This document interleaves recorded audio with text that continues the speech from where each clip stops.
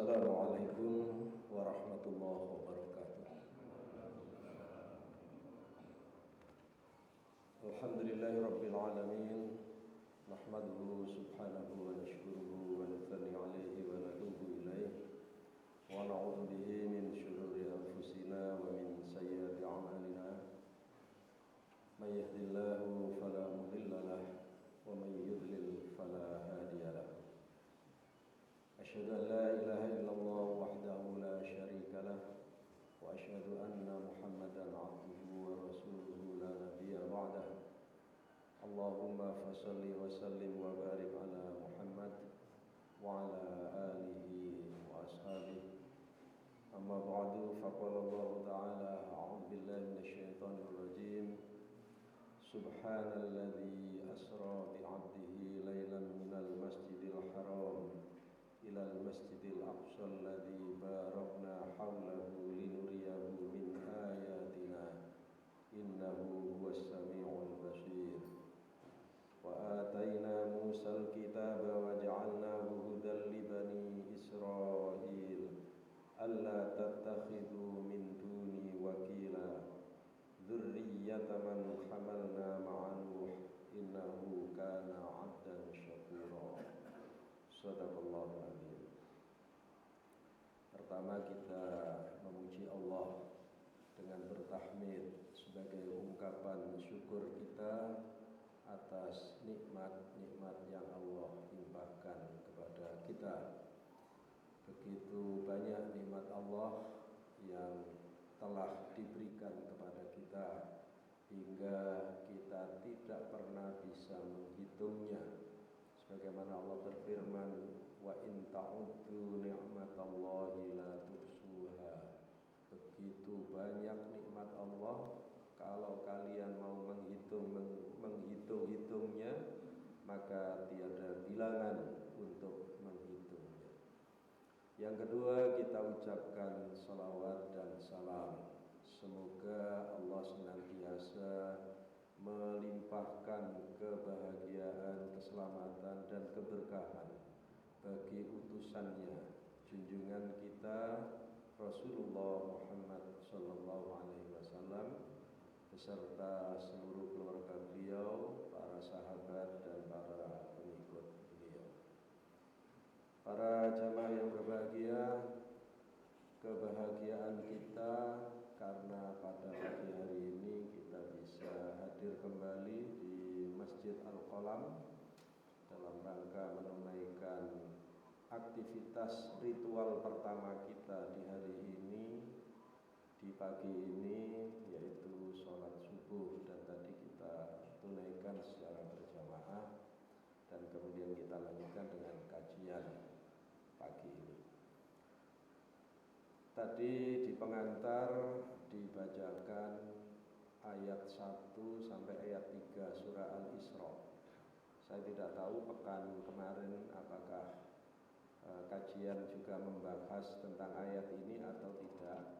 Tapi walaupun dibahas setiap hari juga tidak masalah.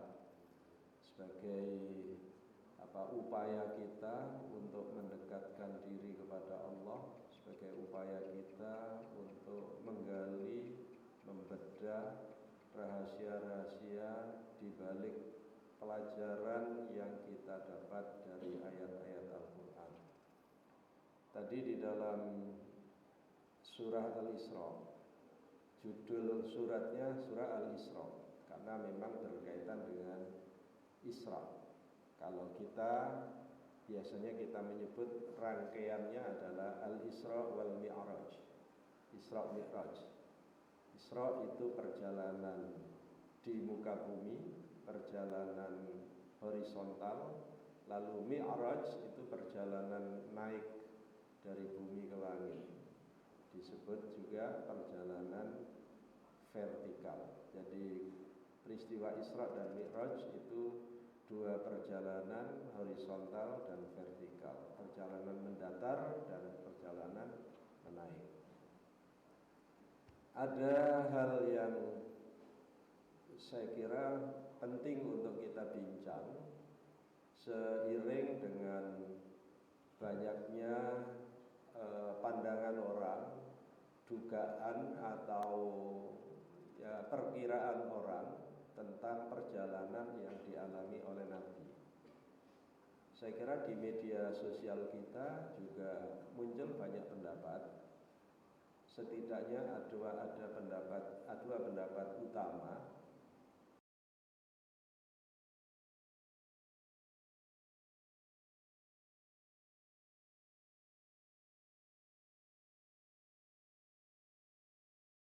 Naninya tidak ikut.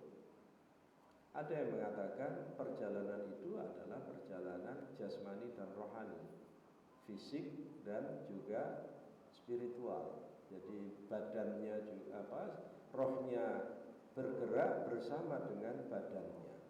Itu yang saya kira bukan hanya sekarang, sejak dulu juga menjadi perbincangan. Karena itu muncul argumen atau dalil-dalil, alasan-alasan untuk mempertahankan pandangan dua itu. Tetapi yang pertama, para mufassir biasanya berdalil dengan ayat yang ada di dalam Al-Quran itu sendiri. Inilah yang dinamai dengan tafsirul ayat bil ayat. Jadi menafsirkan ayat dengan ayat itu sendiri atau dengan ayat yang lain. Apa itu ayat yang dijadikan dalil? Maaf, sebelum saya lanjutkan, saya kira saya beranggapan bahwa semua jamaah yang hadir ini sudah sering mengikuti pengajian tentang Isra dan Mi'raj. Saya berkeyakinan begitu. Ya. Kalaupun belum, barangkali belum detailnya, tetapi secara umum sudah. Setidaknya kan kemarin hari Senin tahu libur. Kenapa libur? Kalendernya merah. Ada merah catatannya peringatan Isra Mi'raj kan gitu. Setidaknya itu. Tetapi yang barangkali mungkin berbeda ketika orang berbicara atau ragam materi yang disajikan itu, ada yang berbicara tentang keajaiban perjalanan itu, ada juga hal-hal yang dipertunjukkan kepada Nabi ketika Nabi menjalani Mi'raj. Nah, seringkali itu yang disampaikan. Tentu kajian ini memang tidak segera berakhir. Kajian ini panjang. Karena itu saya juga tidak berpretensi untuk membicarakan ayat ini secara tuntas, bukan karena saya tidak bisa, tapi karena keterbatasan pengetahuan saya. Tetapi saya berusaha menyajikan pendapat sebagian mufassir kepada para jamaah sekalian. Kebetulan saya sekarang memegang kitab tafsir Al-Munir karya Wahbah Az-Zuhaili. Saya kira ini tafsir kontemporer, tafsir yang ditulis oleh Wahbah Az-Zuhaili pada akhir tahun 1900-an dan selalu diupdate sampai dengan tahun 2000-an. Kemudian yang ada di tangan saya, insya Allah ini yang terupdate, karena ada bagian-bagian baru. Terupdate itu maksudnya ada sisipan tambahan informasi, bukan dari sisi tafsirnya, tapi dari sisi penyajian tafsir. Ya. Nanti kalau bapak-bapak membaca kitab tafsir akan tahu itu. Tapi tafsir bukan terjemah ya. Jadi ada terjemah sendiri, ada tafsir sendiri. Kalau bapak-bapak di rumah punya kitab Al-Quran dan terjemahnya Kementerian Agama, itu biasanya 1 jilid. Tapi kalau bapak-bapak punya Al-Quran dan tafsirnya juga Kementerian Agama, itu biasanya terdiri dari 11 jilid, 11 atau 10 jilid, agak panjang. Kalau tafsir itu diuraikan ya, dengan berbagai atau dari berbagai dimensinya. Baik, di dalam ayat ini tadi ada kata asra, subhanalladzi asra bi 'abdihi. Sampai dengan ayat itu lalu dilengkapi dengan kata dengan dzarf lailan, subhanalladzi asra bi 'abdihi lailan. Dari penggalan ayat itu tampak di situ dijadikan sebagai argumen bahwa sesungguhnya Rasul Shallallahu Alaihi Wasallam diperjalankan oleh Allah secara jasmani dan rohani. Pertama, kata asra itu menunjukkan bahwa Allah memperjalankan, bukan Nabi berjalan sendiri. Kalau berjalan sendiri itu bahasa Arabnya adalah saro. Saro itu berjalan pada malam hari. Kalau berjalan pada waktu apa saja itu saro. Saro yasiru itu berjalan boleh pagi hari, siang hari, malam hari. Dalam arti yang yang generik itu kapan saja itu saro. Tapi begitu diucapkan dengan kata saro itu dibatasi waktunya, pasti hanya malam hari saja. Tidak berlaku untuk pagi atau siang atau sore. Itu kata saro. Kemudian ditambah dengan huruf hamzah di depannya menjadi asro. Nah, kalau tadi saro itu berjalan sendiri, menggerakkan dirinya sendiri, itu saro. Ini asro. Asro berarti menggerakkan yang lain. Siapa yang menggerakkan? Allah yang menggerakkan. Siapa yang digerakkan? Yang digerakkan disebut bi'abdihi, yaitu hambanya. Hamba yang dimaksud di sini adalah Nabi Muhammad SAW. Kemudian kata bi'abdihi itulah yang menunjukkan bahwa Nabi Muhammad itu diperjalankan secara jasmani dan rohani, bukan hanya secara rohani. Kenapa? Argumen para mufassir, kalau hanya rohani saja maka Allah mengatakan subhanalladzi asra bi ruhi abdihi. Ada kata bi ruhi abdihi. Ini tidak, bi abdihi berarti secara utuh, secara total. Ya. Hamba itu adalah manusia, manusia adalah jasmani dan rohani, maka secara total, secara utuh. Kemudian dilengkapi dengan kata lailan, pada malam hari. Kenapa tadi asro sudah menunjukkan malam, tapi dilengkapi lagi dengan lailan? Ini untuk menunjukkan bahwa perjalanan itu memang betul-betul sangat strict, ya, sangat sangat terbatas. Jadi terbatas pada malam itu saja. Nah, Bapak Ibu sekalian, kemudian di dalam di dalam kata berikutnya, minal masjidil haram ilal masjidil aqsa, dari al masjidil haram ke al-masjidil aqsa. Ini kalau mau mengucapkan secara utuh dalam bahasa Arab itu harus al-masjidil haram, bukan masjidil haram. Tapi kita orang Indonesia biasanya tidak mau pakai al yang di depan, tapi al yang di tengah pakai. Harusnya itu al-masjidil haram dan al-masjidil aqsa, harusnya begitu. Tapi tidak apa-apa kalau memang sudah menjadi bahasa Indonesia, ya, menjadi Masjidil Haram dan Masjidil Aqsa, tidak apa-apa. Tetapi kalau nanti diucapkan dalam bahasa Arab itu menjadi apa-apa, bukan tidak apa-apa, menjadi apa-apa, menjadi salah maksudnya. Karena ini terdiri dari na'at dan man'ut, terdiri dari yang disifati dan sifatnya. Yang disifati adalah al-masjid, lalu sifatnya adalah al-haram. Al-haram itu bukan haram lawan dari halal yang kita jumpai dalam kehidupan kita, yang berurusan dengan muamalat, berurusan dengan makanan, bukan. Al-haram itu artinya yang dimuliakan. Jadi al-haram itu yang dimuliakan. Jadi masjid yang dimuliakan itu al-masjidil haram. Jangan nanti Masjidil Haram nggak boleh sholat di sana gitu nanti.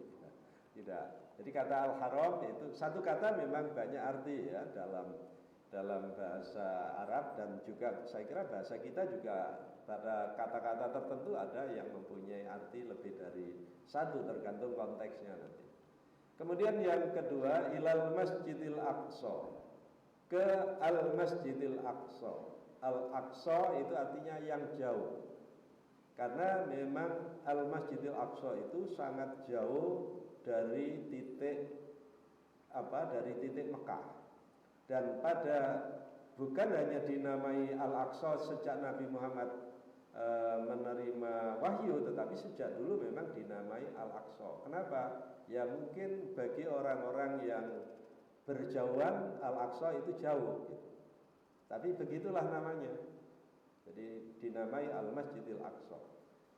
Al-Masjidil Haram berada di Mekah, Al-Masjidil Aqsa berada di mana, Pak? Di Baitul Maqdis. Ya, Baitul Maqdis itu ada di Al-Quds, di Yerusalem atau di Palestina sekarang ya. Perjalanan itu dilakukan atau ditempuh oleh Nabi dalam satu malam itu. Bukan satu malam dalam arti 12 jam, bukan. Tapi dalam malam itu. Bisa jadi mungkin 3 jam, bisa jadi 4 jam, bisa juga 6 jam gitu. Jadi dalam malam itu saja. Karena nanti ketika kita membaca hadis-hadis berkaitan dengan Isra dan Mi'raj itu, jadi Isra dan Mi'rajnya, jadi perjalanan datar dari Mekah ke Baitul Maqdis dan dari Baitul Maqdis ke Sidratil Muntaha. Ayat ini tadi tidak berbicara tentang Mi'rajnya. Nanti Mi'raj bisa Bapak Ibu baca di surah An-Najm dari ayat 1 sampai dengan ayat 18. Kira-kira itu 18 ayat, kira-kira 5 atau 6 baris saja. Ayatnya pendek-pendek. Itu berbicara tentang tentang kondisi atau keadaan Nabi, apa yang dijumpai Nabi dan dialami oleh Nabi ketika menjalani Mi'raj. Tapi keduanya kemudian menjadi satu paket perjalanan karena situasi yang dihadapi oleh Nabi setelah itu adalah satu masalah atau satu kondisi. Sementara jarak dari Mekah ke Baitul Maqdis itu kalau kita lihat ada banyak sumber ya yang menyebutkan itu disebutkan jaraknya adalah 1.500-an kilometer dari Mekah ke Baitul Maqdis. Jadi dari Al-Masjidil Haram ke Al-Masjidil Aqsa itu 1.547 kilometer. Tapi kalau nanti Bapak buka di Google ya, di Google Earth itu nanti ada di sana menunjukkan 767 mil. 767 mil itu setara dengan 1235 km. Kenapa kok ada perbedaan? Yang satu 1500, yang satu 1200. Bisa saja. Kalau Google itu seringkali menunjukkan kepada kita jalan yang apa? Jalan yang terpendek. Bapak pernah dibantu oleh Google? Pernah disasarkan oleh Google? Karena Google memilihkan kepada Bapak jarak yang paling ekonomis, yang paling pendek. Sehingga itulah, jadi jarak Google pendek ini. Karena itu tadi ketika saya menyebut yang satu menunjukkan 1.547 km, yang satu menunjukkan 1.235 km. Nah, karena Google mencarikan jalan pintas yang pendek-pendek. Saya juga pernah mengalami begitu, diantar jalan yang paling pendek, ternyata jalannya ada jembatan kecil yang ban mobil nggak bisa lewat. Kalau ban yang roda 3 bisa. Akhirnya harus atret mundur. Nggak boleh disalahkan Google-nya. Tadi sudah berusaha membantu, tapi salahnya sendiri mungkin tidak disetting. Saya pakai mobil besar, mestinya gitu. Nah itu ya, jadi perjalanan 1.500 km kita bisa bayangkan. Kita dari Jember ke Jakarta itu nggak sampai 1.000 km. Dari Jember ke Jakarta. Dulu Anyer Panarukan itu 1.000 km Pak ya. Ini saya ingat pelajaran di SD kelas 5 dulu. Jadi Anyer Panarukan. Anyer itu di Banten, Panarukan di Situbondo. Itu 1.000 km. Jakarta nggak sampai Anyer. Nah kita di Jember ini kira-kira segaris dengan Panarukan. Jadi kita ke Jakarta nggak sampai. Ini 1.500, berarti 1,5 kali itu. Konon dulu ini kalau orang menempuh dengan menggunakan kuda atau menggunakan onta itu ditempuh dalam waktu 1 bulan atau 30 hari. dengan kecepatan rata-rata 40 sampai 60 km. Jadi kecepatan itu kan nggak stabil ya. Jadi kira-kira itu. Maka dibutuhkan waktu 30 hari.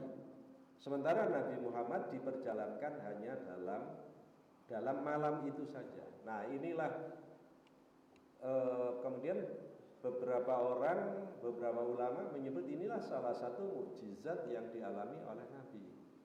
Dan dari sini pula muncul pandangan orang, kalau begitu Nabi tidak berjalan secara fisik. Kalau secara fisik butuh waktu 30 hari pada masa itu. Kalau sekarang mungkin butuh waktu 4 jam kalau penerbangan. Ya 4 jam, kira-kira 4 jam ya. Karena kita dari Surabaya Jakarta itu 1/4 atau 1/2 dari Surabaya Jakarta. Kalau dari Jember nggak tahu, tambah sedikit lah. Nah, Bapak Ibu sekalian, kemudian bagaimana Nabi bisa diperjalankan secara jasmani dan rohani? Bukankah setiap orang, Nabi kan orang juga, bukankah setiap orang itu terbatasi oleh ruang dan waktu?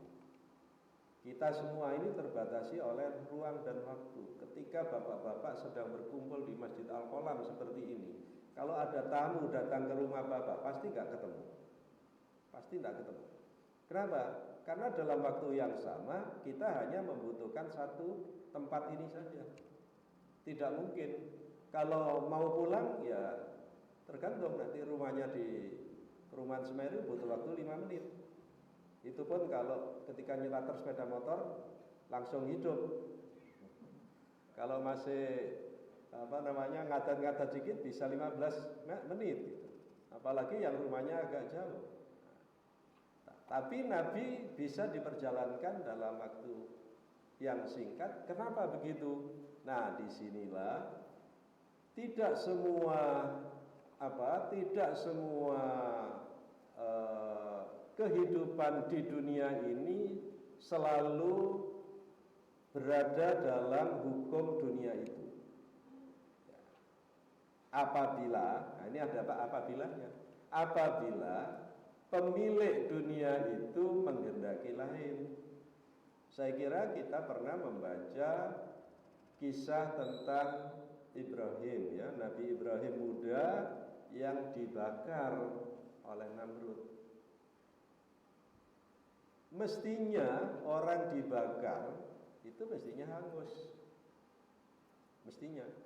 Jangan dibayangkan disulut ya, itu dibakar bukan disulut. Kira-kira kalau di sini gitu gambarannya seperti ini, Bapak pernah ke Puger nggak? Bakaran apa itu? Kapur, gamping itu. Nah, kira-kira kayak gitu. Atau kayak di sini yang di mana bikin genteng itu di sebelah timur sana ada, di Ambulu juga ada. Ya kira-kira kayak begitu. Atau lebih dari itu. Jangan-jangan kayunya tinggi-tinggi ditumpuk gini, Ibrahimnya ditaruh di dalam lalu disulut di semua sisi dari kayu-kayu tadi. Tapi bagi Allah mudah. Allah cukup mengatakan, ya naru kuni bardan wa salaman ala Ibrahim. Wahai api, nah ini Allah berbicara kepada api, artinya Allah memerintahkan api, kuni bardan. Api itu sifatnya panas, tapi ditahan oleh Allah, kuni bardan. Jadilah kamu dingin. Api itu biasanya menghanguskan, menghabiskan. Maka diperintahkan oleh Allah, wasalaman ala Ibrahim. Jadilah engkau menyelamatkan bagi Ibrahim. Maka tidak berlaku yang hukum natural itu tadi. Nah, begitu juga dengan perjalanan Nabi Muhammad ini. Bisa saja hukum yang natural itu tidak berlaku bagi Nabi Muhammad. Jadi perjalanan yang mestinya ditempuh 30 hari itu ditempuh mungkin dalam waktu nggak tahu 1 jam atau setengah jam atau nggak pakai jam. Ya, nggak pakai jam. Karena norma-norma alamiah itu tidak berlaku ketika dikaitkan dengan kehendak Allah Subhanahu wa taala apabila Allah menghendaki. Meskipun norma alamiah tadi kita juga menyebutnya sunnatullah. Kita menyebut itu hukum Allah, tapi hukum yang berlaku untuk semua, hukum yang berlaku secara keseluruhan bagi siapa saja. Tetapi Allah bisa membuat exception, Allah bisa membuat istisna atau perkecualian bagi yang dikehendaki. Kalau saya dulu waktu saya masih ikut pengajian di desa dulu itu, penceramah kiai itu membuat analogi yang sederhana dan saya masih ingat betul itu. Analoginya begini, misalnya ada semut. Nah, semut yang merambat mungkin di bawah apa ada semut merambat.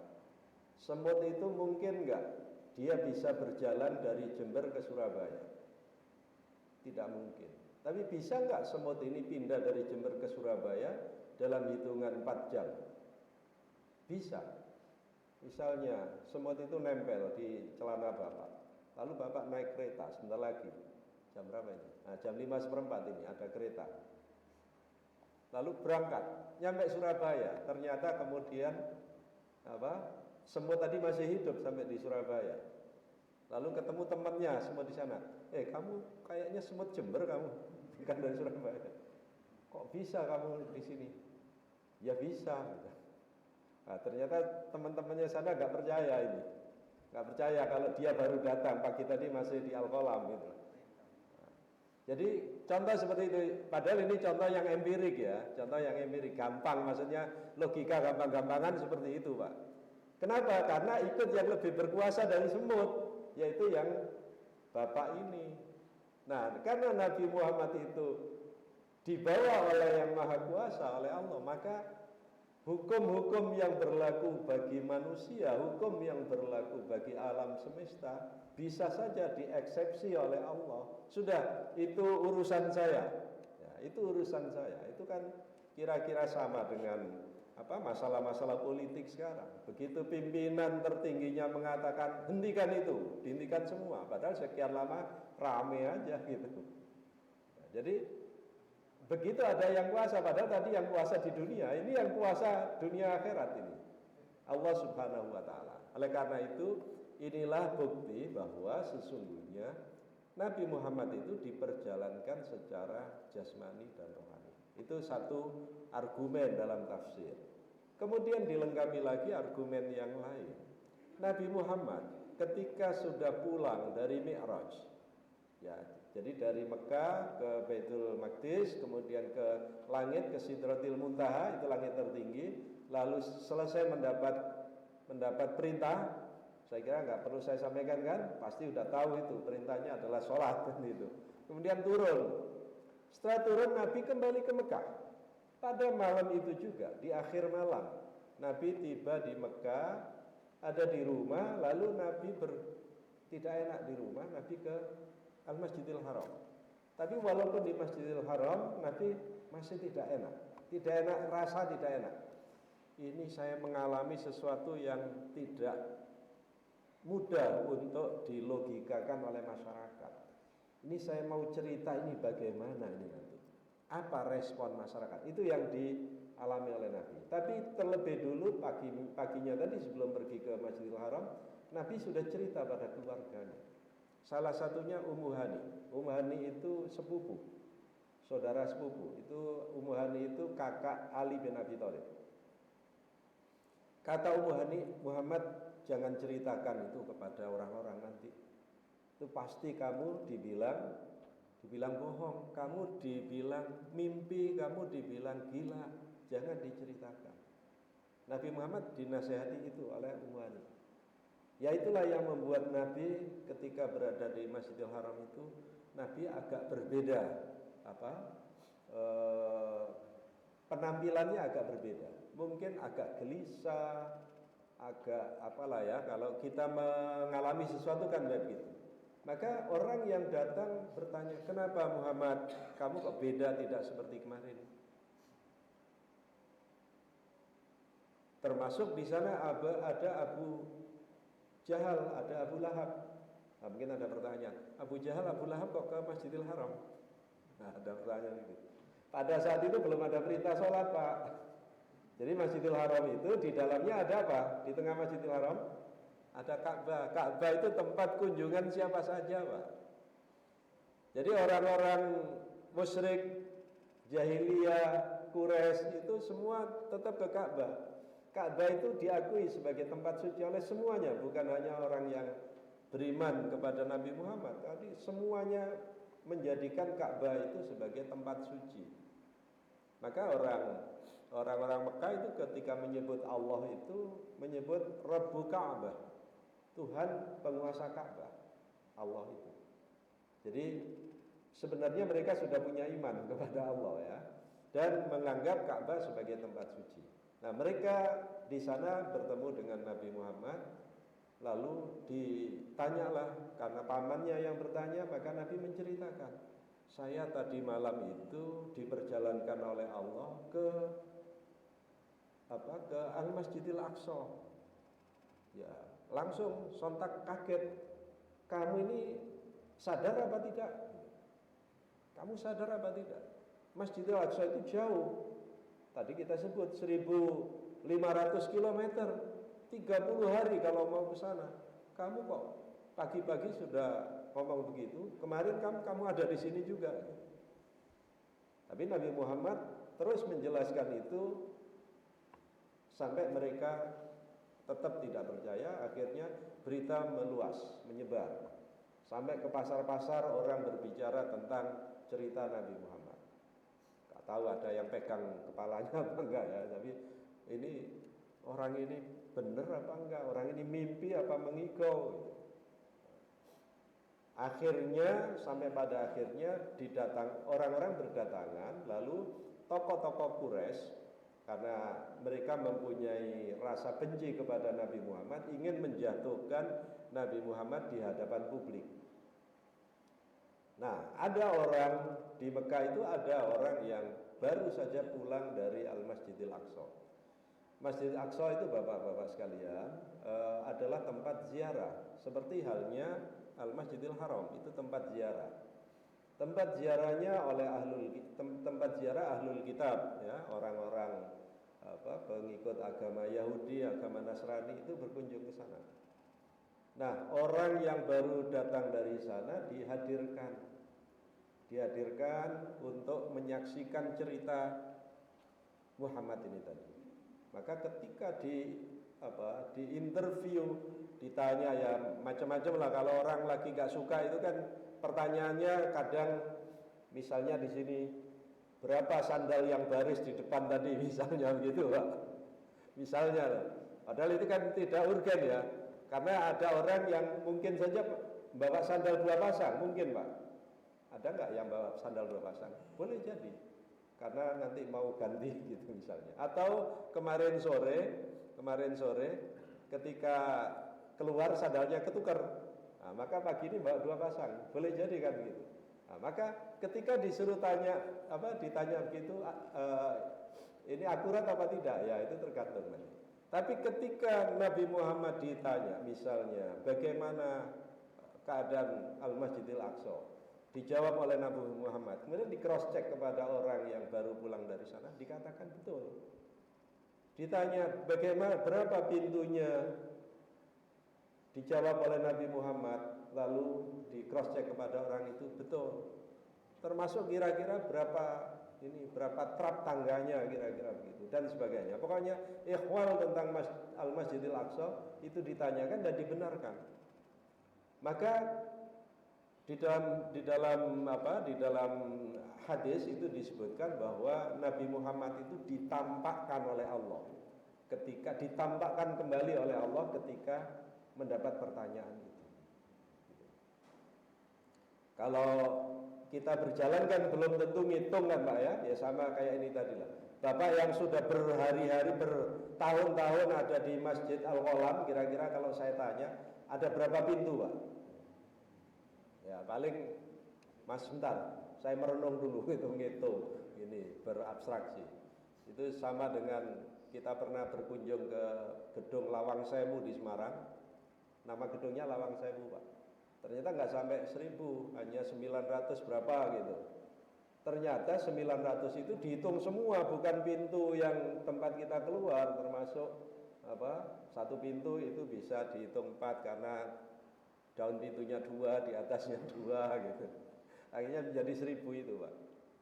Nah, Nabi Muhammad ditampakkan oleh Allah ketika menjawab itu sehingga dijawab secara pasti.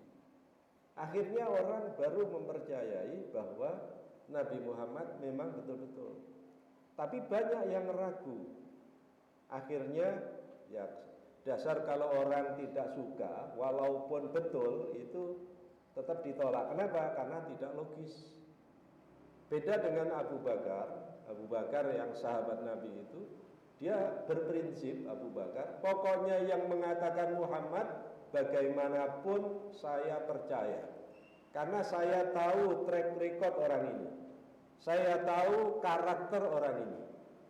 Maka apapun yang dikatakan oleh Muhammad, bahkan lebih dari itu, artinya lebih tidak logis dari itu, saya tetap percaya, kata Abu Bakar begitu.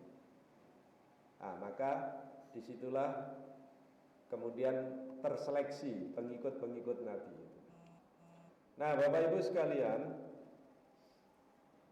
ini mudah-mudahan masih cukup waktu sedikit lagi. Perjalanan Isra dan Mi'raj itu sesungguhnya bagi kita sekarang lebih mudah untuk bisa memahami daripada generasi terdahulu kita. Kenapa lebih mudah? Karena kita sekarang ini sudah berjumpa dengan teknologi yang bisa menembus ruang dan waktu. Kita sekarang ini berada dalam era informasi, teknologi informasi, dan itu bisa menembus ruang dan waktu. Tadi kita cerita antara dari sini ke Surabaya butuh waktu 4 jam. Tapi dengan cara tertentu kita tidak butuh waktu berapa jam, tapi butuh waktu seperberapa detik. Ya, Bapak-bapak tiba-tiba video call gitu kan? Tiba-tiba video call. Jadi mungkin jaraknya sangat tipis sekali jedanya itu. Kalau menggunakan gelombang televisi itu masih berjeda kira-kira mungkin 1/4 menit atau berapa gitu. Kadang-kadang sini sudah tutup mulutnya, sana keluar suaranya baru keluar gitu kan. Biasa gitu. Tapi kalau kita di video call biasanya lebih rapat, lebih mendekati. Ini sesungguhnya teknologi semacam ini memudahkan bagi kita untuk mengimani hal-hal yang dulu menurut kebanyakan orang tidak rasional. Maka cerita tentang Isra dan Mi'raj ini akan lebih mudah lagi. Meskipun tentu ukuran teknologi informasi tadi itu tidak menjadi kepastian bagi kita. Ini sekarang kita ini kan sedang dimanjakan oleh teknologi baru, hasil dari revolusi 4.0 yang salah satu wujudnya itu kan artificial intelligence, AI itu Pak ya. Saya kira hampir semua orang pegang sekarang ini karena sudah disuntikkan ke WhatsApp. Di WhatsApp itu ada namanya AI Meta AI AI Meta gitu ya. Sudah ada di sana. Tapi Bapak-bapak jangan terlalu percaya dengan itu. Itu memang banyak membantu, tetapi bisa juga menyesatkan. Saya sudah membuktikan, Pak. Saya pernah memberi pertanyaan kepada, saya enggak ke teknologi yang canggih-canggih, yang ada di tangan saya saja, yaitu pakai AI Meta itu. Saya tanya karena saya dulu mengkaji tentang tokoh namanya Ibnu Rus, yang orang Andalus, orang Spanyol itu.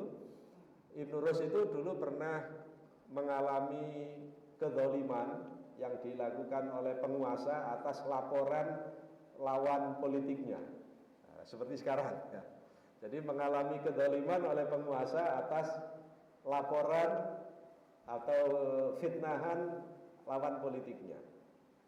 Dikatakan gini, Ibnu Rus itu menulis buku Bukunya berjudul syarah komentar atas buku De Anima karya Aristoteles, tapi ditulis kembali oleh Ibnu Rushd dengan judul Al-Hayawan.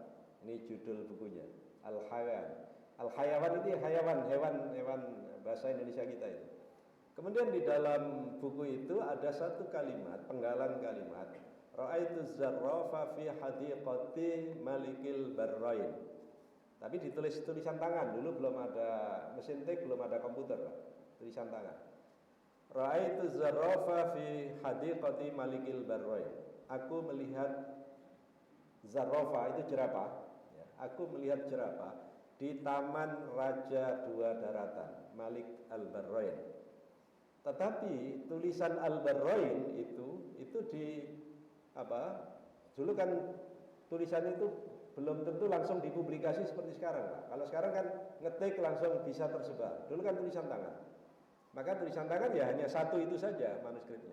Lalu oleh orang tulisan Malikul Barrain itu karena tulisan tangan tidak disajikan sebagai Malikul Barrain, tapi Malikul Barbar. Malikul Barbar. Barbar berarti ya barbar yang kita kenal itu. Bangsa yang tidak berperadaban. Maka bunyinya kalimat tadi, aku melihat jerapah ada di taman Raja Barbar. Nah, itu disodorkan kepada raja. Raja, ini Ibnu Rushd menulis buku De Anima dengan menyebut Anda Malik Barbar, Raja Barbar.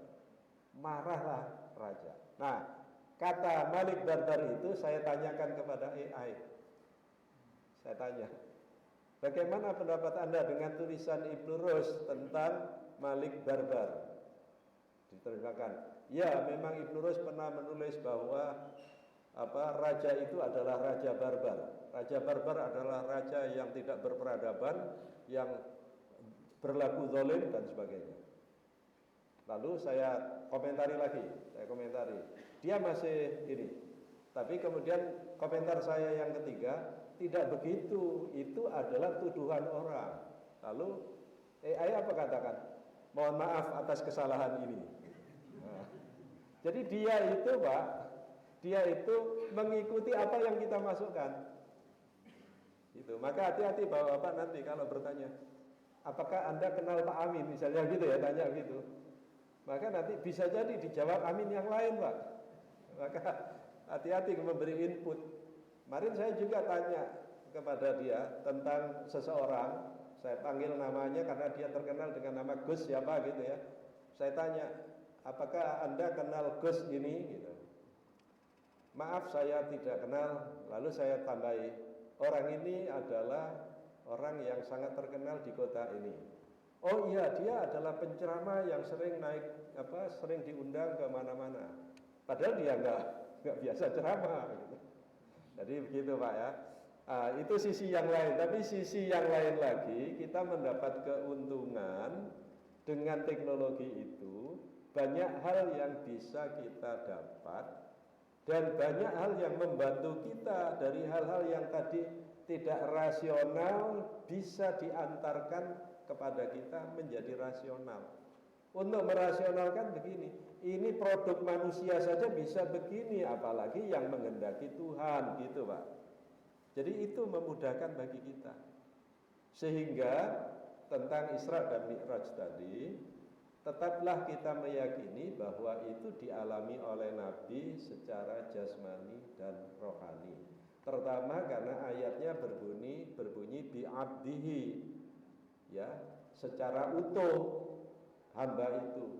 Yang kedua, kalau hanya rohani saja, maka itu seperti mimpi. Kalau mimpi saja ya nggak ada masalah. Orang cerita tadi malam aku bermimpi, nggak ada masalah. Tapi kalau tadi malam aku berjalan ke sana, gitu, maka itu yang menjadi masalah. Gitu.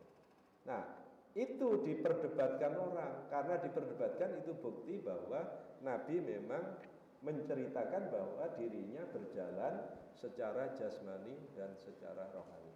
Saya kira demikian. Jadi tidak berbicara tentang sholat ini tadi. Ini sholat oleh-oleh Mi'raj. Ini tadi baru Isra-nya saja secara jasmani atau secara rohani. Mudah-mudahan ada hikmah dari apa yang kita bicarakan pada pagi hari ini, dan kiranya dengan kemampuan ilmu dan teknologi yang kita kuasai itu menopang keyakinan kita untuk mempercayai keajaiban-keajaiban yang ditunjukkan oleh Allah Subhanahu wa taala. Aqulu qouli hadza wa astaghfirullah li wa lakum. Atas kekurangan dan kekhilafan saya minta maaf. Assalamualaikum warahmatullahi wabarakatuh. Alhamdulillah, demikian tadi kajian subuh yang sudah kita adakan bersama. Barangkali ada satu atau banyak pertanyaan, kalau kita bisa buka pada sampai ada pertanyaan dari Bapak. Cukup. Alhamdulillah, kemudian sudah terang. Dan akhirnya kami sampaikan terima kasih kepada Bapak Prof. Samsul Hadi yang sudah memberikan